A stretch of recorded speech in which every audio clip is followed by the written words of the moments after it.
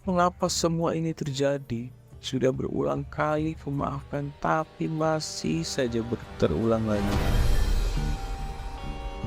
Tiba-tiba aku mendengar suara yang melengking, suara tawa yang begitu menakutkan, membuat bulu kuduk meremang. Makhluk itu mengarahkan tangannya ke perutku dan berkata, "Serahkan saja bayinya kepadaku daripada membuat masalah terus."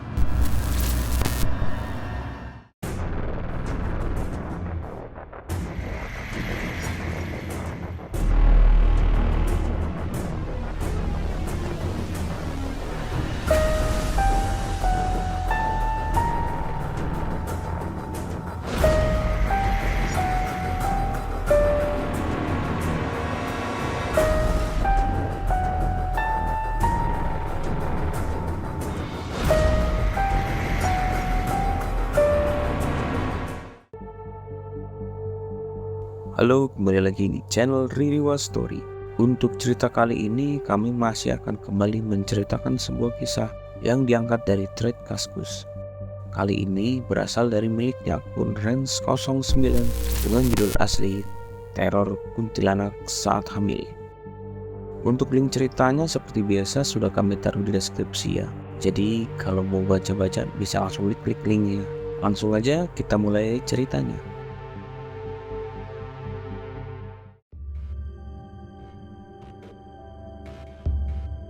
Kejadiannya sekitar tahun 2017 di kota Yogyakarta.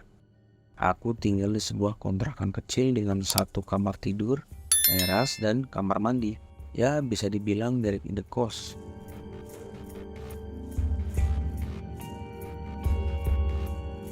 Aku dan suami jarang tinggal seatap karena kesibukannya bekerja sebagai pemborong kontraktor.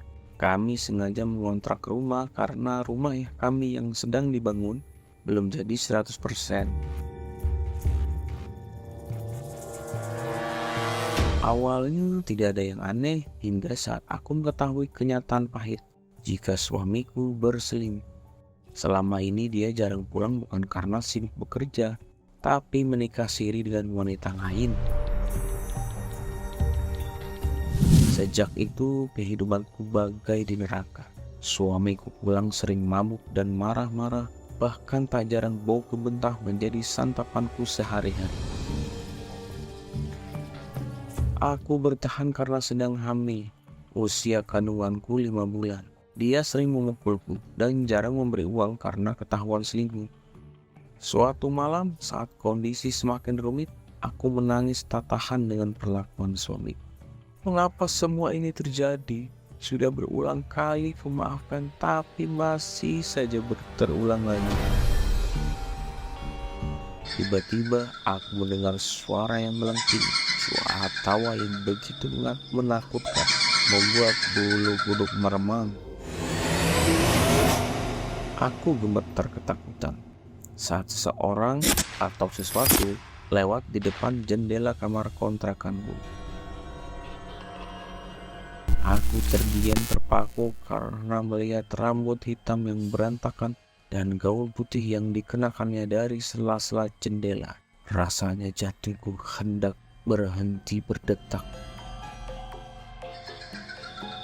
Kembali ku dengar suara tawa melengking membuat telingaku sakit dan merinding bulu kudukku bersamaan. Apakah itu kuntilanak? Seperti di film horor yang sering tayang di televisi pada malam hari?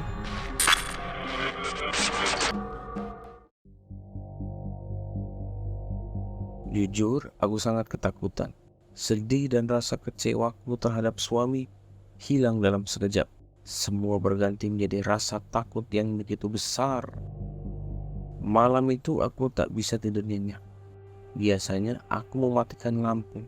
Namun kali ini aku menyalakan lampu karena takut. Tetap saja aku tak bisa tidur nyenyak karena perasaanku berkata, makhluk itu mengelilingi kamarku dan berada di sekitar depan pintu. Beberapa hari kemudian suamiku pulang membawa makanan untukku. Meski aku merasa curiga karena dia datang hampir tengah malam dan tak terdengar suara motor atau mobilnya, dia menjadi sangat baik. Makan yang banyak. Kasihan bayi dalam perutmu kalau nangis terus. Lalu suamiku memberi 2 lembar uang 100 ribuan untuk aku makan besok. Tumben sekali. Padahal selama ini jarang memberi uang setelah ketahuan selingkuh. Hingga terpaksa uang tabunganku ku ambil untuk makan sehari-hari. Terima kasih mas, lirikku yang sedikit curiga. Tak ada jawab dari suamiku. Namun mata suamiku yang hanya tertuju pada perutku, aku pun memegang perutku karena makin lama makin menakutkan.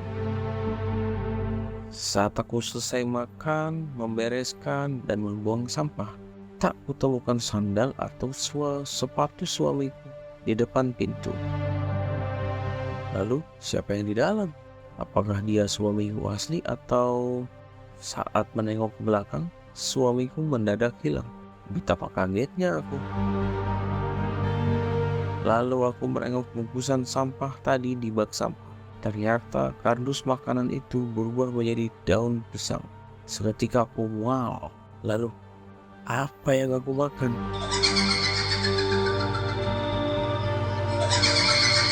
Terdengar suara tawa melengking seperti beberapa hari yang lalu.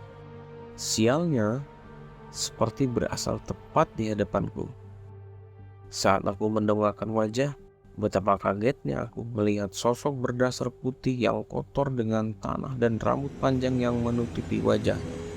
Aku berteriak dan tak ingat apa-apa lagi. Aku pingsan.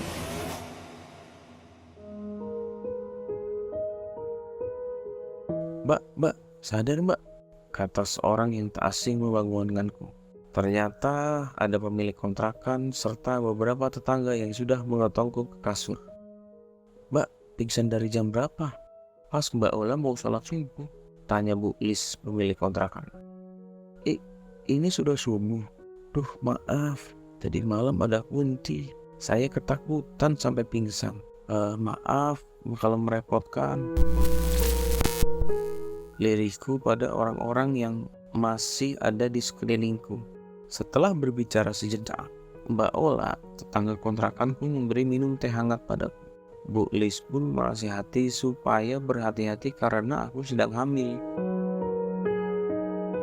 Beliau juga menyarankanku untuk menabur garam di depan rumah serta membawa peniti di daster atau gunting di tempat tidur. Aku pun mempertimbangkan hal itu. Aku mulai mengikuti saran Bu Lis dengan menabur garam kasar, memakai peniti di pakaian, menyiapkan gunting dekat kasur, tentunya tanpa sepengetahuan suamiku. Karena dia sering memukuliku dengan dalih aku penakut dan berbohong. Padahal yang ku alami benar-benar nyata.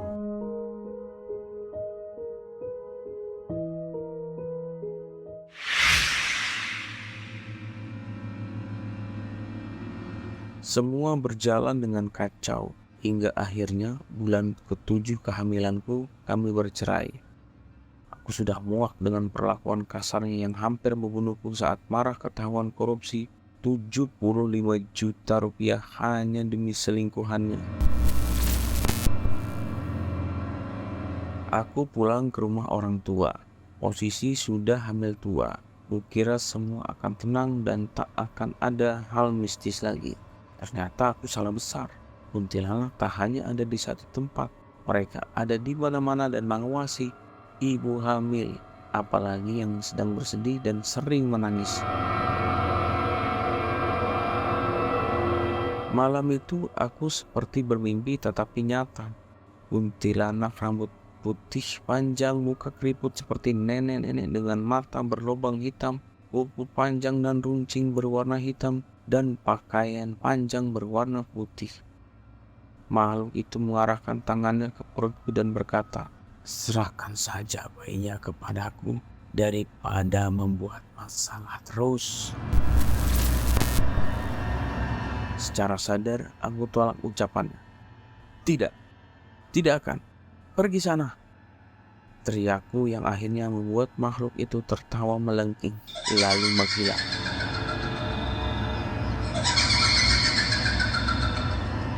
Aku sadar ketakutan dan kesedihan hanya akan membuat makhluk seperti itu mendekatiku.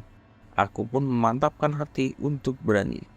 Beberapa kali sosok kuntilanak berambut putih maupun hitam datang mengganggu. Namun aku sudah tak takut. Aku berani menggertaknya dan membuat makhluk itu menangis lalu menjauh.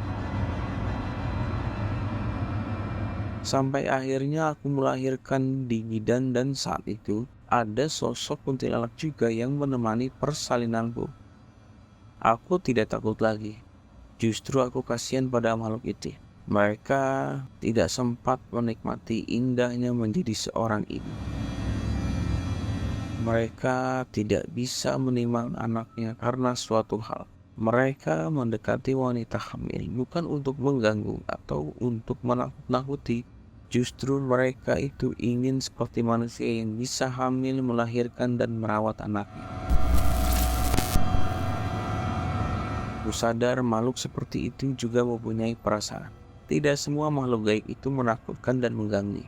Kadang manusia tak sadar jika kehadiran mereka menandakan sesuatu.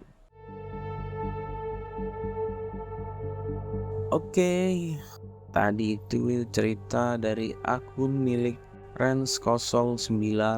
Terima kasih untuk teman-teman yang sudah mendengarkan.